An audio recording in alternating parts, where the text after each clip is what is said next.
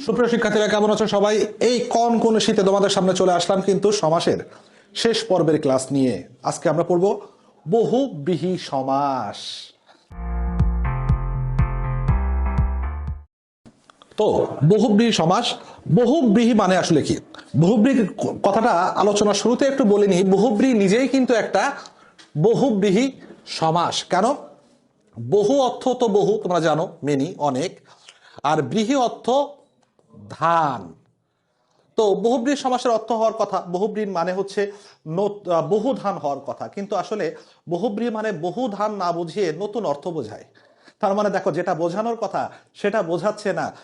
এই ধরনের সমাসকে আমরা কিন্তু বলি হচ্ছে বহুব্রীহি সমাস। তাহলে কিন্তু আবার কিন্তু এইখান থেকে কিন্তু বুঝে যাচ্ছ, নামের মধ্যেই ওর ক্যারেক্টারিস্টিক্স আছে, যে হচ্ছে যেটা বোঝানোর কথা, সমস্ত পদ দ্বারা যেটা বোঝানোর কথা সেটা যদি না বোঝায়, অন্য কোনো কিছু বোঝায়, তাহলে সেটা হবে বহুব্রীহি সমাস। যদি আমরা একটু এখানে খেয়াল করি, দেখবা আমি এখানে লিখে রাখছি বহুব্রীহি সমাস চেনার উপায়ের মধ্যে যে তৃতীয় পদের অর্থ প্রাধান্য পাবে। অর্থাৎ যে দুটা পদ, সমস্ত পদে পূর্বপদ এবং পরপদ কোনোটার অর্থই প্রাধান্য পাবে না। বোঝাবে কাকে? অন্য একটাকে, যেটা সমস্ত পদে উল্লেখ নাই এমন কিছু একটাকে বোঝাবে। যেমন হচ্ছে আমাদের এই যে নীলকণ্ঠ, আসলে নীলকণ্ঠ বলতে কিন্তু দেখো, নীলকণ্ঠ একটা বহুব্রীহি সমাস। এই নীলকণ্ঠ ধারা কিন্তু আসলে নীলকণ্ঠকে বোঝায়নি, মানে কোনো কণ্ঠকে বোঝায়নি, নীলকেও বোঝায়নি, বোঝাইছে এমন একজনকে যার কণ্ঠ নীল, মানে যার নীল কণ্ঠ আছে এমন একজনকে বোঝাইছে, এমন একজন ব্যক্তিকে বোঝাইছে, তিনি হচ্ছে শিব, মহাদেব শিব, তাকে বোঝানো হয়েছে নীলকণ্ঠ দ্বারা। তাহলে দেখো, এই নীলকণ্ঠ যা আছে তা না বোঝায় কিন্তু বোঝাইলো অন্য একটা জিনিস। এরকম যে সমাসগুলো আসে, সেই সমাসগুলোকেই আমি বহুব্রীহি সমাস বলবো। ঠিক আছে? আচ্ছা, এখন চলো বহুব্রীহি সমাসের একটু ভিতরে ঢুকি। আচ্ছা, বহুব্রীহি সমাস আসলে কয় প্রকার? বহুব্রীহি সমাস আসলে 8 প্রকার। সমান অধিকরণ বহুব্রীহি, ব্যাধিকরণ বহুব্রীহি, ব্যতিহার বহুব্রীহি, নয় বহুব্রীহি, মধ্যপদলোপী বহুব্রীহি, প্রত্যয়ন্ত বহুব্রীহি, অলোক বহুব্রীহি, আর একটা হচ্ছে সংখ্যা বাচক বহুব্রীহি। অনেকে বলবে বহুব্রীহি সমাস 9 প্রকার। হ্যাঁ, 9 প্রকার হতে পারে। আমরা যদি নিপাতনের সিদ্ধ বহুব্রীহি সমাসকে এই বহুব্রীহি সমাসের একটা টাইপ হিসেবে ধরে নিই, তাহলে সেই ক্ষেত্রে বহুব্রীহি সমাস হবে 9 প্রকার। আমি এখানে 8 প্রকার লিখেছি, সমস্যা নেই। নিপাতনের সিদ্ধ বহুব্রীহি সমাসকে সেটাও আমরা দেখবো। আচ্ছা, এখন আসো, কোন বহুব্রীহি সমাস আসলে আমি কিভাবে চিনবো? তো নর্মাল কথা, এখানে একটা দেখো, একটা চার্ট দেওয়া আছে, তোমরা চাইলে একটু স্ক্রিনশট দিয়ে রাখতে পারো। যে ব্যাস বাক্যে সহ বা সহিত থাকলে সমস্ত পদে স হবে, সমান থাকলে স বা সহ হবে, অক্ষী থাকলে অক্ষ হবে। এই জিনিসগুলো হচ্ছে বহুব্রীহি সমাজের টাইপ আর কি। ব্যাস বাক্যে কি থাকলে সমস্ত পদে কি হবে, এটা আমি এখন আলোচনা করব না, কারণ আমি তো আগেই বলেছি যে আমি ব্যাস বাক্য দিয়ে তোমাদেরকে সমাস নির্ণয় করা শেখাবো না। তারপরে আমি এটা দিয়ে রাখলাম তোমাদের, যাতে ব্যাস বাক্য করার জন্য এটা কাজে লাগবে। তোমরা একটা স্ক্রিনশট দিয়ে রাখতে পারো। আমরা পরের স্লাইডে চলে যাচ্ছি। দেখো, প্রথম বহুব্রীহি সমাসটার নাম হচ্ছে সমানাধিকরণ বহুব্রীহি। আমি চিনব কি করে যে এটা সমানাধিকরণ বহুব্রীহি? প্রথমে দেখো, আমি কিন্তু একটা কথা বলেছি, বহুব্রীহি সমাস হচ্ছে তোমার সমস্ত পদ যেটা দেওয়া আছে সেটা দ্বারা যে অর্থ বোঝানোর কথা তা না বোঝায় অন্য একটা বোঝাবে, তৃতীয় পদের প্রাধান্য পাবে। এরকম সব সমাসই হচ্ছে বহুব্রীহি সমাস। এখন তার মধ্যে আবার সমান অধিকরণ বহুব্রীহি সমাস কিভাবে হবে দেখবা। এটার ফর্মুলা হচ্ছে অ্যাডজেক্টিভ প্লাস নাউন হবে। এটা কি হবে? অ্যাডজেক্টিভ প্লাস নাউন, মানে পূর্ব পদটা বিশেষণ, পরের পদটা বিশেষ্য, পূর্ব পদটা অ্যাডজেক্টিভ, পর পদটা নাউন। এই ধরনের বহুব্রীহি সমাসগুলোকে আমি বলবো হচ্ছে সমানাধিকরণ বহুব্রীহি সমাস। যেমন আমি যদি একটু খেয়াল করি, নীলকণ্ঠ, দেখো প্রথমে দেখি এটা বহুব্রীহি সমাস হবে, কারণ আমি আলোচনা করেছি নীলকণ্ঠ বলতে নীলকণ্ঠ না বোঝায়, কোনো কণ্ঠ না বোঝায়, বা নীলকে না বোঝায়, কি বোঝাইলো? একজন ব্যক্তিকে বোঝাইলো, একজন দেবতাকে বোঝাইলো, মানে যা আছে তা না বোঝায় অন্য কিছু বোঝাইলো। তার মানে এটা বহুব্রীহি সমাস। এখন দেখো, এই পূর্ব পদটা নীল, পরপদটা কণ্ঠ। তো পূর্ব পদটা নীল, নীল একটা রঙের নাম, এটা কি? অবশ্যই অ্যাডজেক্টিভ। আর কণ্ঠ, কণ্ঠ তো অবশ্যই নাউন, তাই না? তাহলে অ্যাডজেক্টিভ প্লাস নাউন এটা, তাহলে অবশ্যই এটা কি হবে? এটা সমানাধিকরণ বহুব্রীহি হবে। আবার দেখো, খোশ মেজাজ, খোশ মানে খুশির মেজাজ, আর মেজাজ, খোশ খুশি, মেজাজ এটা কি? এটা অবশ্যই অ্যাডজেক্টিভ। মেজাজ নাউন, তাহলে অ্যাডজেক্টিভ প্লাস নাউন, অবশ্যই এটা তোমার হচ্ছে সমানাধিকরণ বহুব্রীহি সমাস হবে। পীতাম্বর, পিত, এই পিত মানে হচ্ছে তোমার হলুদ, আর অম্বর মানে হচ্ছে জামা। তা দেখো, পীতাম্বর বলতে কিন্তু আমরা হলুদ জামা বুঝি না, আমরা বুঝি এমন একজনকে যিনি হলুদ জামা পরেন। তাহলে দেখো, ব্যক্তিকে বুঝতেছি, পিত মানে হলুদও বুঝতেছি না, অম্বর মানে জামাও বুঝতেছি না, না বুঝে অন্য একটা তৃতীয় পদ প্রাধান্য পাচ্ছে, তার মানে এটা বহুব্রী সমাস। কোন বহুব্রী? পিত মানে হলুদ, হলুদ মানে কি রঙের নাম, তার মানে এটা বিশেষণ অ্যাডজেক্টিভ। আর অম্বর মানে হচ্ছে জামা, তার মানে এটা নাউন। তাহলে এখানে অ্যাডজেক্টিভ প্লাস নাউন এটা হচ্ছে, তার মানে এটা সমানাধিকরণ বহুব্রী। ঠিক আছে, এইগুলো ব্যাস বাক্য করার জন্য খুব সহজ কথা, আসলে শেষে একটা জাল লাগাই দিলে ব্যাস বাক্যটা হয়ে যায়। দেখো নীল কণ্ঠ কি? নীল কণ্ঠ জার, তবে অবশ্যই ব্যাস বাক্য করার সময় নীল আর কণ্ঠ আলাদা করে লিখবা। তারপরে খোশ মেজাজ, খোশ মেজাজ জার, দেখো শুধু সেটা জাল লাগাইছি, আর এই যে খোশ আর মেজাজ কিন্তু আমি আলাদা করে লিখতেছি। পিতাম্বর, পিত অম্বর জার আলাদা আলাদা করে লিখতে হবে কিন্তু, কারণ ব্যাস বাক্যের ক্ষেত্রে প্রত্যেকটা পদ আলাদা থাকে, সমস্যমান পদ এগুলো, তাই না? আর সমস্ত পদে যে এটা এক পদে পরিণত হয়, এটাই তো সমাস। আচ্ছা, এরপরে চলো, এরপরে হচ্ছে ব্যাধিকরণ বহুব্রী। দেখো আগের বার বহুব্রী সমাস হয়েছিল অ্যাডজেক্টিভ প্লাস নাউনে, এইখানের ব্যাপারটা হচ্ছে নাউন প্লাস নাউন হবে। এবার আর অ্যাডজেক্টিভ প্লাস নাউন হবে না, এবার হয়ে যাবে নাউন প্লাস নাউন। যেমন আমি যদি বলি 80-20, তো দেখো 80-20 আসলে জিনিসটাকে, 80-20 মানে হচ্ছে সাপ। তা 80 মানে হচ্ছে, এই 80 মানে হচ্ছে দাঁত, আর 20 তো জানো পয়জন, বিষ। তো 80-20 বলতে কিন্তু দাঁতও বোঝায় নাই, বিষও বোঝায় নাই, বোঝাইছে এমন কোন প্রাণীকে যে প্রাণীর দাঁতে বিষ আছে। মানে দেখো, না দাঁত বোঝাইলো না বিষ বোঝাইলো, বোঝাইলো একটা প্রাণীকে, তার মানে যেটা আছে সেটা বোঝায় নাই, অন্য কিছু বোঝাইছে, তার মানে এটা বহুব্রী সমাস। আর এই 80 মানে দাঁত, অবশ্যই এটা নাউন, 20ও নাউন, তাহলে নাউন প্লাস নাউন এই বহুব্রী সমাসটা হচ্ছে, তাহলে এটা হচ্ছে ব্যাধিকরণ বহুব্রী সমাস। একইভাবে নদী মাতৃক, তো নদীও নাউন মাতৃকও নাউন, তাহলে এটা কি তোমার হচ্ছে নদী মাতৃক হচ্ছে নদী মাতা যার। বিনা পানি, বিনা একটা বাদ্যযন্ত্রের নাম, এটা নাউন, পানি অর্থ হাত, এই মধ্যাহ্ন পানি, দেখো মধ্যাহ্ন পানি মানে কিন্তু হাত। তো বিনা পানি, বিনাও নাউন পানিও নাউন, তাহলে এটা কি নাউন প্লাস নাউন, এটা বহুব্রী সমাস হচ্ছে। তাহলে এটা কোন সমাস হবে? এটা ব্যাধিকরণ বহুব্রী সমাস হবে, যেহেতু নাউন প্লাস নাউন এটা হচ্ছে, তাই এটা ব্যাধিকরণ বহুব্রী সমাস হবে। এখানেও লাস্টে একটা জাল লাগাই দিলে হয়ে যাচ্ছে। 80-20 কি? 80-তে 20 আছে যার, নদী মাতৃক নদী মাতা যার, বিনা পানি কি? বিনা পানিতে যার। বিনা পানি কিন্তু সরস্বতী দেবীর আর এক নাম। তাহলে দেখো বিনা পানি বলতে বিনাও বোঝাইলো না পানিও বোঝাইলো না, বোঝাইলো সরস্বতী দেবীকে, মানে যেটা আছে সেটা না হয় আর একটা হইলো, আবার সেই কথা, তার মানে বহুব্রী সমাস। ঠিক আছে, আমি বারবার বহুব্রী সমাসটা দেখেই যে সমানাধিকরণ ব্যতিকরণ এগুলো তো তোমরা পরে বুঝবা, আগে তো বুঝতে হবে যে এটা বহুব্রী সমাস। কিভাবে বুঝবা? সমস্ত পদ দ্বারা যেটা বোঝানোর কথা সেটা না বোঝায় অন্য কিছু বোঝাবে, এটা আগে কনফার্ম হয়ে নিবা যেটা বহুব্রী সমাস, তারপরে ভিতরে বুঝবা এটা কোন বহুব্রী সমাস। আচ্ছা, এরপরে চলে যাই আমরা ব্যতিহার বহুব্রী। ব্যতিহার বহুব্রী আসলে কি হবে? পূর্ব পদে আ থাকবে, পরপদে ই থাকবে, একদম সহজ কথা, আ ই, আ ই, আ আর ই থাকলেই হচ্ছে ব্যতিহার বহুব্রী। যেমন এখানে ধরো কানা কানি, দেখো কানা আ, কানি ই, কোলা কুলি কোলা আ, কুলি ই, হাতা হাতি আ ই, হাসা হাসি আ ই। সবগুলো যত রকম ব্যতিহার বহুব্রী সমাস আছে, যত ব্যতিহার বহুব্রী পাবা, পূর্ব পদে আ থাকবে, পরপদে ই থাকবে, আ ই, এটা হলে বুঝবা এটা হচ্ছে ব্যতিহার বহুব্রীহি সমাস। ব্যাস বাক্য কি করে করবা? এখন দেখবা আসলে কানাকানি কি হয়। কানাকানি মানে কানে কানে যে কথা, সেটাকে কানাকানি। তাহলে আমি কি বলবো? কানে কানে যে কথা। কোলাকুলি কি? কোলে কোলে যে মিলন, কারণ আমরা কোলাকুলি কোলে কোলে কোল মিলাই দিই, নিজের বুক মিলাই দিই, কোল মিলাই দিই একজন একজনের সাথে, কোলে কোলে যে মিলন। হাতাহাতি, হাতাহাতিকে অবশ্যই একটা ফাইট বোঝানো হচ্ছে, তাহলে হাতে হাতে যে যুদ্ধ। হাসাহাসি, হাসিতে হাসিতে যে ক্রিয়া। চুলাচুলি, চুলে চুলে যে যুদ্ধ। রক্তারক্তি, রক্তে রক্তের যে লড়াই, অবশ্যই লড়াই না হলে রক্তারক্তি হবে না। গলাগলি, গলায় গলায় যে ভাব, গলাগলি। ঠিক আছে, গালাগালি, গালিতে গালিতে যে ক্রিয়া, সেটা হলো গালা গালি। আ ই, আ ই থাকলে সেটা হচ্ছে ব্যতিহার বহুব্রীহি। ব্যতিহার বহুব্রীর পরে চলো আমরা চলে যাই মধ্যপদলোপী বহুব্রীহি। মধ্যপদলোপী বহুব্রী আসলে কি হবে?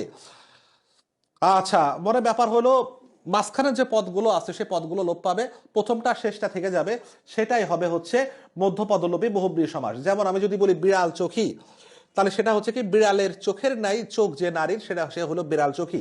তো এইগুলো যদি আমি বাদ দেই, আসলে এই জিনিসগুলোকে আমরা বাদ দিয়ে তোমাদের সাধারণত যেগুলো আসবে, হাতে খড়ি, গায়ে হলুদ, এগুলো একটু চেনার একটা ভালো টেকনিক আছে। সাধারণত যেগুলো আসে, বউ ভাত, ঠিক আছে, এই জিনিসগুলো হচ্ছে তুমি মধ্যপদলোপী বহুব্রী সমাস। সাধারণত সাধারণত আমি কিন্তু এটা কিন্তু একদম কোরআন হাদিসের কথা বলতেছি না, মানে সব মিলে যাবে তা না, বেশিরভাগ ক্ষেত্রে তোমাদের যেগুলো আসবে সেগুলোর ক্ষেত্রে যেটা দেখা যাবে, সাধারণত মধ্যপদলোপী বহুব্রী সমাসটা হচ্ছে কোনো অনুষ্ঠানের নাম বোঝাবে। যেমন হাতে খড়ি কিন্তু একটা অনুষ্ঠানের নাম, ঠিক আছে। গায়ে হলুদ, এটা কিন্তু একটা অনুষ্ঠানের নাম। গায়ে হলুদ বলতে আমি গাও বুঝি না, হলুদও বুঝি না, বুঝি একটা অনুষ্ঠানকে। হাতে খড়ি বলতে হাতও বুঝি না, খড়িও বুঝি না, একটা অনুষ্ঠানকে বুঝি। বউ ভাত বলতে বউ বুঝবো না, ভাতও বুঝবো না, বুঝবো একটা অনুষ্ঠান। এই অনুষ্ঠানগুলোর নাম সাধারণত যেখানে বোঝাবে সেই জিনিসগুলো হবে হচ্ছে মধ্যপদলোপী বহুব্রীহি সমাস। ঠিক আছে? আচ্ছা, তাহলে হাতে খড়ি কি হবে? হাতে খড়ি দেওয়ার অনুষ্ঠান। গায়ে হলুদ কি হবে? গায়ে হলুদ দেওয়া হয় যে অনুষ্ঠানে, বা গায়ে হলুদ দেওয়ার অনুষ্ঠান। বউ ভাত কি হবে? বউ ভাত পরিবেশন করে যে অনুষ্ঠানে, সবকিছু অনুষ্ঠান। ঠিক আছে? আচ্ছা, এরপরে আসো হচ্ছে মধ্যপদ লোপের ক্ষেত্রে পরে আসো হচ্ছে প্রত্যয়ন্ত বহুব্রী। প্রত্যয়ন্ত বহুব্রীর জন্য তোমার তুষার কাপুরের একটা মুভি আছে গোলমাল, তোমরা দেখছো কিনা? ও বোবা থাকে মুভিতে, ওকে কোনো কিছু জিজ্ঞেস করলেই বলে আ এ ও। এই আ এ ও এই কথাটা মনে রাখতে হবে। ঠিক আছে? এই আ এ ও দেখো, সমস্ত পদের শেষে আ এ বা ও যদি থাকে তাহলে এটা প্রত্যয়ন্ত বহুব্রী। ঠিক আছে? যেমন আমি বললাম এক চোখা। ঠিক আছে? চোখা, লাস্টে কি আছে? আ আছে। তাহলে কি আ এ ও এর মধ্যে পড়ছে না? তাহলে এটা প্রত্যয়ন্ত বহুব্রী। আমি বললাম ঘর মুখ, লাস্টে কি আছে? ও আছে। তাহলে কি এই যে ও, তাহলে কি এটা কি প্রত্যয়ন্ত বহুব্রী। আমি বললাম দো মোনা, লাস্টে কি আ আছে। এক পেশে এ আছে, তাই না? দু মুখ ও আছে। এরকম আ এ ও থাকলেই এটা প্রত্যয়ন্ত বহুব্রী। পদের শেষে আ এ ও প্রত্যয়ন্ত। কিভাবে ব্যাসবক্ষ করবো? খালি এই যে দেখো, একটা দেখলে বুঝবা। এক চোখা কি? একদিকে চোখ যার। ঘর মুখে কি? ঘরের দিকে মুখ যার। দো মনা কি? দুই দিকে মন যার। দোটা নাকি? দুই দিকে তান যার। ঠিক আছে? এক পেশে কি? একদিকে পাশ যার। এরকম। ঠিক আছে? এইভাবে এগুলোর ব্যাস বাক্য করে ফেলতে পারবো। ব্যাস বাক্য কিন্তু মুখস্থ করার দরকার নেই, একটু বুঝলেই কিন্তু চলবে। আচ্ছা, এরপরে আসো প্রত্যয়ন্ত বহুব্রীর পরের বহুব্রীটা কি? পরের বহুব্রীটা হচ্ছে নয় বহুব্রীহি। নয় বহুব্রী বলতে হচ্ছে এইখানে তোমার আহ তোমার হচ্ছে না বোঝাবে। দেখো, নয় তৎপুরুষ আমরা বলছিলাম না বোঝালে নয় তৎপুরুষ হবে। এখন এখানে একটু ব্যাপার আছে। দেখো, আমরা একই সমাস নয় বহুব্রী হইতে পারে, নয় তৎপুরুষ হইতে পারে, আবার হচ্ছে অব্যয়ীভাব সমাস হইতে পারে। যেমন হচ্ছে অজ্ঞান, ব্যাপারটা এটা কোন সমাস হবে সেটা ডিপেন্ড করবে আমি আসলে এটার ব্যাস বাক্য কিভাবে করব তার উপর। এখন অজ্ঞান, এটার যদি আমি ব্যাস বাক্য এইভাবে করি যে হচ্ছে জ্ঞানের অভাব। দেখো, আমি যদি ব্যাস বাক্যটা এইভাবে করি যে জ্ঞানের অভাব, অভাব থাকলে অব্যয়ীভাব সমাস। তাহলে এইভাবে আমি অজ্ঞানকে জ্ঞানের অভাব এভাবে ব্যাস বাক্য করলে সেটা আমি লিখবো অব্যয়ীভাব সমাস। কিন্তু আমি যদি বলি অজ্ঞান নেই জ্ঞান, অজ্ঞান এইভাবে যদি করি ব্যাস বাক্যটা, অজ্ঞানের ব্যাস বাক্য যদি আমি লিখি নেই জ্ঞান, তাহলে সেক্ষেত্রে সেটা হবে হচ্ছে তোমার নয় তৎপুরুষ সমাস। আর আমি যখন এর ব্যাস বাক্য করবো নেই জ্ঞান যার, এই যে যার লাগাইলাম শেষে, এই যারটা যদি লাগানো হয় শেষে, তাহলে তখন সেটা হয়ে যাবে হচ্ছে তোমার নয় বহুব্রীহি সমাস। আমি বে হেড, ঠিক আছে, নেই হেড যার, তাহলে এটা নয় তৎপুরুষ, নয় বহুব্রীহি সমাস। না আচার, না চারা যার, সে হলো নাচার। না চারা যার, চারা মানে আশ্রয় নেই, সে হলো যার কোনো উপায় নেই, সে হলো নাচার। তাহলে আমি যদি বলি এই নাচারকেই দেখো, আমি কি বলতে পারি? চারার অভাব। ঠিক আছে? তাহলে এটা অব্যয়ভাব। আমি যদি বলি নেই চারা, তাহলে নয় তৎপুরুষ। আর আমি যদি শেষে জাল লাগাই নেই চারা যার, তাহলে হচ্ছে সেটা হবে হচ্ছে তোমার নয় বহুব্রী সমাস। আচ্ছা, তাহলে এগুলো আমরা বুঝলাম। বহুব্রী সমাস, নয় বহুব্রীটা গেল। আচ্ছা, খেয়াল রাখতে হবে একই সমাস কিন্তু নয় বহুব্রী হইতে পারে, অব্যয়ভাব হইতে পারে, আবার নয় তৎপুরুষও হইতে পারে। তুমি কিভাবে ব্যাস বাক্য করবা তার উপর আসলে ডিপেন্ড করবে। আচ্ছা, এরপরে আসো হচ্ছে অলোক বহুব্রীহি। অলোক বহুব্রী কি? অলোক মানে আমি কিন্তু এর আগে বলছিলাম, অলোক মানে হচ্ছে বিভক্তি লোপ পাবে না, মানে মানে সমস্ত পদে বিভক্তি থেকে যাবে। তো অলোক সমাস আছে তিনটা সমাসের মধ্যে, অলোক দ্বন্দ্ব, অলোক তৎপুরুষ আর অলোক বহুব্রী। তো অলোক দ্বন্দ্বে কি হয়েছিল? অলোক দ্বন্দ্বে আমরা দেখেছিলাম যে হচ্ছে পূর্বপদ এবং পরপদে একই বিভক্তি ছিল। যেমন দুধে ভাতে, দুধ এ ভাত এ, দুই পদে একই বিভক্তি, এটা অলোক দ্বন্দ্ব ছিল। অলোক তৎপুরুষে আমরা কি দেখেছিলাম? অলোক তৎপুরুষ আর অলোক বহুব্রীর ক্ষেত্রে একই ব্যাপার ঘটবে, সেটা হচ্ছে পূর্বপদে বিভক্তি থাকবে, পরপদে বিভক্তি থাকবে না। বিভক্তি থাকা মানেই তো অলোক সমাস। তো বিভক্তিটা কোথায় থাকবে? অলোক তৎপুরুষ এবং অলোক বহুব্রী দুইটা সমাসেই পূর্বপদে বিভক্তি থাকবে, কিন্তু পরপদে থাকবে না। পরপদে বিভক্তি কেবল থাকবে অলোক দ্বন্দ্বের ক্ষেত্রে। আচ্ছা, এখন দেখো, আমি এখানে যদি দেখি মাথায় পাগড়ি, দেখো মাথার সাথে অন্তস্থীয় বিভক্তি আছে, মানে পূর্বপদে বিভক্তি আছে কিন্তু পরপদে কিন্তু বিভক্তি নাই। গলায় গামছা, পূর্বপদে বিভক্তি আছে কিন্তু এই পরপদে বিভক্তি নাই। গায়ে পড়া, এই বিভক্তি আছে পূর্বপদে। ঠিক আছে? কিন্তু হচ্ছে পরপদে কোনো বিভক্তি নাই। এই যে এইগুলো ক্ষেত্রে, এই ধরনের ক্ষেত্রে পূর্বপদে বিভক্তি আছে কিন্তু পরপদে যদি বিভক্তি না থাকে তাহলে সেটা অলোক তৎপুরুষ হতে পারে অথবা অলোক বহুব্রী হতে পারে। কিন্তু এখানে কোনটা হবে সেটা বুঝবো হচ্ছে দেখবো কোন পদের অর্থ প্রাধান্য পাচ্ছে। পূর্বপদে বিভক্তি আছে এবং পরপদের অর্থ যদি প্রাধান্য পায়, আবারও বলছি পূর্বপদে বিভক্তি থাকলো আর পরপদের অর্থ প্রাধান্য পাইলো, এই ক্ষেত্রে এটা অলোক তৎপুরুষে চলে যাবে। কিন্তু পূর্বপদে বিভক্তি আছে আর পূর্বপদ বা পরপদ কোনোটার অর্থ না বোঝায় যদি তৃতীয় পদের অর্থ প্রাধান্য পায়, আবারও বলতেছি তৃতীয় পদের অর্থ যদি প্রাধান্য পায় তাহলে সেটা হচ্ছে অলোক বহুব্রী সমাস। যেমন এখানে মাথায় পাগড়ি বোঝাই যাচ্ছে বিভক্তি আছে তার মানে অলোকে যাবে এটা। আর মাথায় পাগড়ি বলতে আমি মাথাও বুঝি নাই পাগড়িও বুঝি নাই, আমি বুঝতেছি একটা জাতিকে, মানে এটা হচ্ছে রাজপুত জাতি। মাথায় পাগড়ি যার মানে যারকে বুঝতেছি, মানে একটা লোককে বুঝতেছি, একটা জাতিকে বুঝতেছি, ঠিক আছে। তাহলে পূর্বপদ পরপদ কারোর অর্থ প্রাধান্য না পায় জাতির অর্থ প্রাধান্য পাইলো, তাহলে এটা হচ্ছে বহুব্রী সমাস। আর যেহেতু এখানে পূর্বপদে বিভক্তি আছে তাহলে এটা অলোক বহুব্রী। গলায় গামছা, গলায় গামছা বলতে আসলে শ্রমিক শ্রেণীকে বোঝানো হচ্ছে, তো এখানে হচ্ছে কি গলাও বুঝাইলো না গামছাও বুঝাইলো না, শ্রমিককে বুঝাইলো, তাহলে তৃতীয় পদ প্রধান, তার মানে এটা বহুব্রী সমাস। আর এই যে পূর্বপদে বিভক্তি আছে তাহলে এটা কি হবে, এটা হচ্ছে অলোক বহুব্রী। গায়ে পড়া, গাও বুঝাইলো না পড়াও বুঝাইলো না, বুঝাইলো একটা স্বভাব, যে গায়ে পড়া স্বভাব যার, এমন একজন ব্যক্তিকে বোঝাইছে যার স্বভাব হচ্ছে গায়ে পড়া, ঠিক আছে। আর এই যে পূর্বপদে বিভক্তি আছে তার মানে এটা হচ্ছে অলোক বহুব্রীহি সমাস। আচ্ছা এরপরে চলে আসো, এরপরটা হচ্ছে সংখ্যাবাচক বহুব্রীহি। সংখ্যাবাচক বহুব্রীটা কি, খুব সহজ কথা, পূর্বপদের সংখ্যা থাকবে। তো পূর্বপদের সংখ্যা থাকলে তো স্যার দ্বিগু সমাসও হয়। তো কথা হলো এখানে পূর্বপদের সংখ্যা থাকতে হবে, সেই সাথে তৃতীয় পদের অর্থ প্রাধান্য পাবে, কারণ বহুব্রী সমাস মানে তৃতীয় পদের অর্থ প্রাধান্য পাবে। তো যে সকল সমাসের পূর্বপদের সংখ্যা থাকবে আর সমস্ত পদ দ্বারা যেটা বোঝানোর সেটা না বোঝায় অন্য কিছু বোঝাবে, সেটাই হলো সংখ্যাবাচক বহুব্রী সমাস। যেমন আমি যদি বলি চৌচালা, দেখো এখানে চৌ পূর্বপদের সংখ্যা আছে, চৌ মানে 4, তাহলে পূর্বপদের সংখ্যা আছে। আর চৌচালা, চৌচালা দ্বারা কি চাল বুঝাইছে, পরপদকে বুঝাইছে, বোঝাই নাই, বুঝাইছে ঘর। চৌচালা কিন্তু চালের নাম না, চারেরও নাম না, ঘরের নাম। তাহলে চৌচালা হচ্ছে একটা বিশেষ এক টাইপের বিশেষ ঘর, সে হলো চৌচালা। সে তার, সে মানে 3, তাহলে পূর্বপদের সংখ্যা আছে আর তার, কিন্তু সে তার বলতে 3টা তার বোঝায় নাই, বোঝাইছে একটা বিশেষ বাদ্যযন্ত্রকে, মানে বাদ্যযন্ত্র বুঝাইছে, তাহলে তৃতীয় পদ প্রধান, তাহলে এটাও সংখ্যাবাচক বহুব্রী।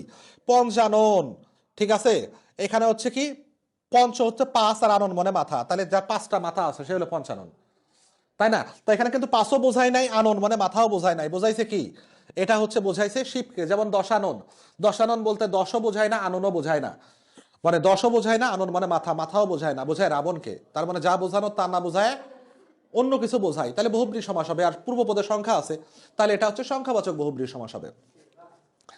আচ্ছা একইভাবে হচ্ছে যেমন 10 গজি, 10 গজ বলতে কিন্তু 10 গজি বোঝায়নি, বুঝতেছে 10 গজ পরিমাণের কোনো একটা কাপড়কে, একটা বড় ধুতিকে বোঝানো হয়েছে, ঠিক আছে। 14 শিখ, 14টা শিখ বোঝায় নাই, এটা হচ্ছে জেলখানা বোঝাইছে। আর এই যে পূর্বপদের সংখ্যা আছে, তাই না, তাহলে এইগুলো হচ্ছে সব কি হবে, সংখ্যাবাচক বহুব্রী সমাস হবে। 8 প্রকার বহুব্রী সমাস কিন্তু আমাদের শেষ। আচ্ছা এখন হচ্ছে আমাদের নিপাতনে সিদ্ধ বহুব্রী, সব শেষেরটা। এই নিপাতনে সিদ্ধ বহুব্রী জিনিসটা হচ্ছে কোনো নিয়ম মানে এই বহুব্রী সমাসটা হবে না, নিয়ম ছাড়া হবে। তো বুঝতেছো কোনো নিয়ম নাই, ডিরেক্ট একদম। এগুলো হচ্ছে এটিএম, একটা না মুখস্থ, এগুলো হচ্ছে এটিএম, একটা না মুখস্থ, এর মধ্যে ইনশাল্লাহ আসবে জীবন মৃত কি, জীবিত থেকেও মৃত যে, নর পশু কি, নর আকারের পশু যে, দ্বীপ কি, দুই দিকে অপজার, অপমানে পানি, মানে দুই দিকে পানি যার, অন্তরীপ অন্তর্গত অপজার, অপমানে কিন্তু এখানে পানি, পণ্ডিত মূর্খ, পণ্ডিত হয়েও মূর্খ যে মূর্খ। এই যে এগুলো হচ্ছে নিপাতনে সিদ্ধ বহুব্রী সমাসের উদাহরণ, ঠিক আছে। এই গেলকটা রেখে রাখবা, এগুলোর মধ্যে ইনশাল্লাহ আসবে, এটা এটিএম, এটা বোঝার কিছু নাই, কারণ এটা তো নিয়ম মানে না, তাহলে আর কি নিয়ম শেখাবো, তাই না। আচ্ছা ঠিক আছে, এটার মাধ্যমে কিন্তু আমাদের বহুব্রী ক্লাসের সেশনটা কিন্তু শেষ হলো। সামনে কিন্তু নতুন টপিক নিয়ে আসতেছি, কি টপিক নেক্সটে বলবো, সেটা চমক হিসেবে থাক।